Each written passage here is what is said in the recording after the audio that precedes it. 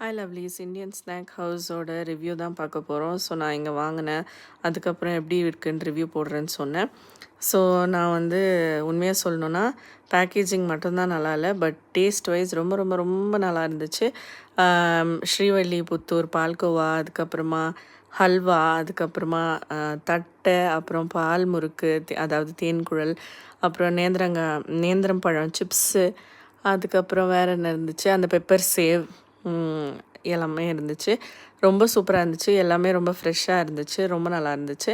ஒன்றே ஒன்று தான் என்னன்னாக்கா, ஸ்ரீவல்லிபுத்தூர் பால்கோவா வந்து ஓகே நல்லா இருந்துச்சு. பட் அதில் வந்து கொஞ்சம் மேலாக சர்க்கரை தூவுன மாதிரி கொஞ்சம் நரன்னு அந்த சுகரோட பவுட்ரு பண்ணி மேலாக போட்டிருந்தா எப்படி இருக்குமோ அப்படி இருந்துச்சு. அது ஒன்று தான் ட்ராபேக். மற்றபடி வேறு எல்லாமே சூப்பராக இருந்துச்சு.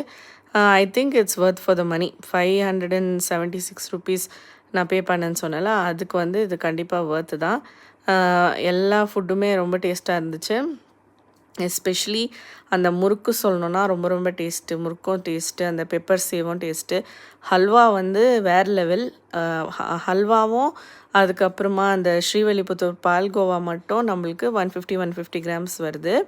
மற்றபடி மீதி எல்லா சிப்ஸுமே முறுக்கு அது இதெல்லாம் வந்துட்டு 100 கிராம்ஸ் வருது. வாழைப்பழ சிப்ஸ், அதாவது பனானா சிப்ஸ் மட்டும் நம்மளுக்கு 125 கிராம்ஸ் வருது.